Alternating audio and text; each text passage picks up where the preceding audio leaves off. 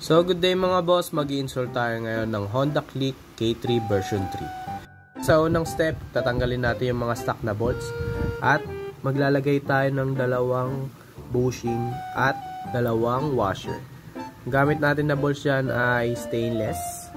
Ayan, ilalagay na rin natin sa gitna yung spacer na tubo para hindi tumama yung bracket sa ating grab bar. Gagamitin nga pala natin sa dalawang gilid ay hindi na stock.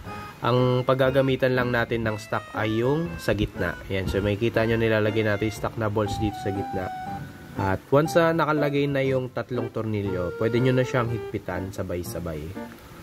So guys, ito na yung itsura ng ating K3 Rock version 3 retain grabber for Honda Click. Ayan, so makikita nyo napaka-pogi nyan guys, hindi nyo na kailangan tanggalin yung stock na grabber nyo. Sa mga gusto mag-avail, available nyo sa Shopee, Lazada natin. Yun lang, salamat.